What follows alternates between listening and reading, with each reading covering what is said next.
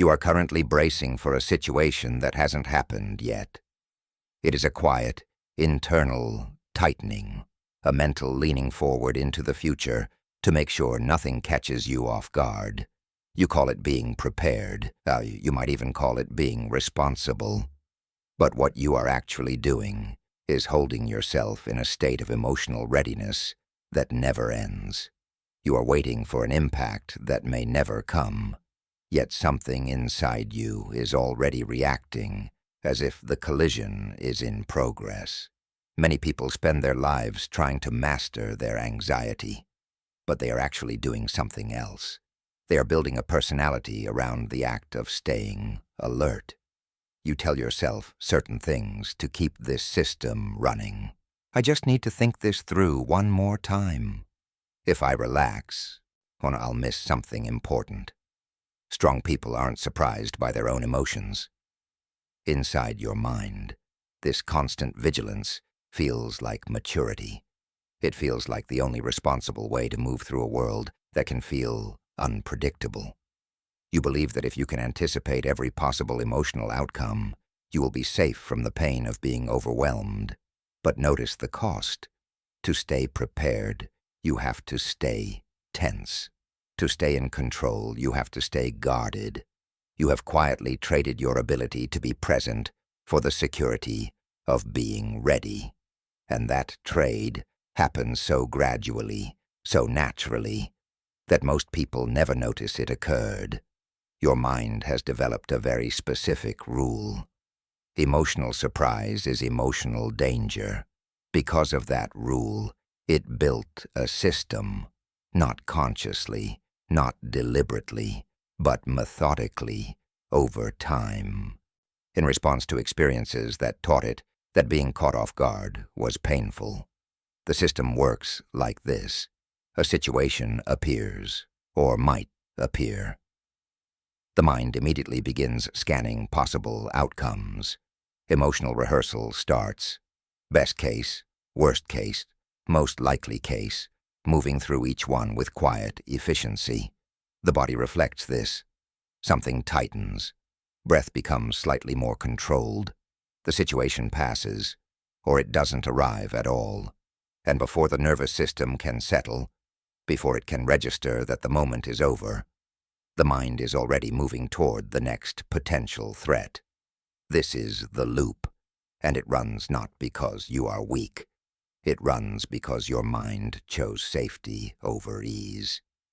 It decided at some point that it is better to be perpetually prepared than to be relaxed and caught off guard. That was not a mistake. That was a strategy.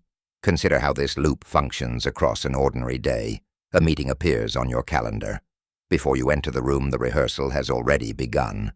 Your body has already tightened. Your attention has already narrowed to the possible ways it could go wrong. The meeting ends. Perhaps it went well. Perhaps it didn't matter either way. But the moment it is over, the mind does not rest. It begins scanning for the next thing that might require preparation. This trains the nervous system to treat relaxation as a risk. You start to believe, quietly and without examining it, that the only reason you are okay is because you stayed alert. That the preparation is what's keeping you safe. Over time, this stops being something you do and starts being who you are. You stop saying, I am feeling anxious about this. You start saying, I am just someone who thinks a lot. Protection has started to look like personality. Here is where something important becomes visible. You have likely been told, or told yourself, that emotional strength means staying tight, staying controlled, staying ahead of whatever might arrive. But real emotional strength is something different. It is the ability to allow internal movement without needing to have prepared for it. The person who is always ready is often the person most afraid of their own internal experience, so afraid of what they might feel if they stopped bracing, that they have turned themselves into a permanent fortress. But a fortress cannot move, and movement is not the threat. You are not a fortress. and you are a person who has been overtrained in emotional protection.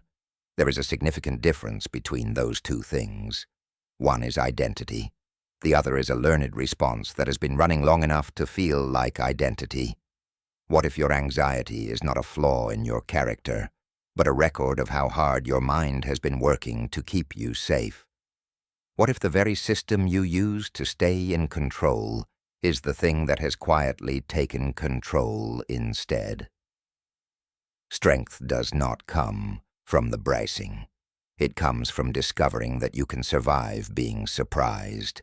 Every mind develops these structures, not just people who would describe themselves as anxious. Every mind that has had to navigate uncertainty, loss, conflict, or unpredictability eventually builds some version of a protective system. These systems are not failures of development. They are responses to a world that once felt unmanageable. When circumstances demanded it, the mind found a way to stay functional. It built armor from whatever was available. That armor served a purpose, but adaptation designed for a specific condition does not automatically update when the condition changes. The mind that learned to brace for impact in one environment carries that bracing into environments that no longer require it, not because something is wrong with it, because it has not yet received clear information that the original threat is gone. What once protected begins to define. And when protection becomes identity, when the bracing becomes who you are rather than what you learned, something quiet shifts. Growth starts to feel dangerous. Relaxing starts to feel irresponsible. Allowing emotional movement without preparation starts to feel like losing control. The armor is still there, but the battle it was built for may have ended some time ago.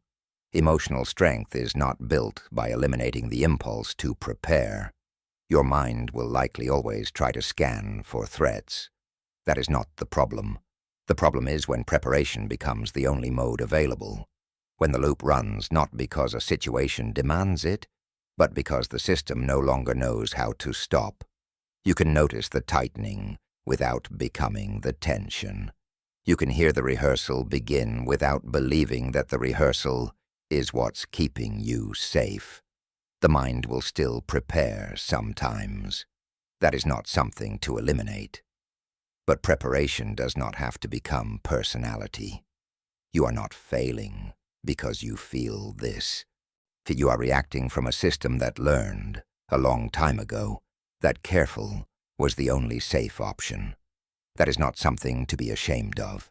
It is something to see clearly.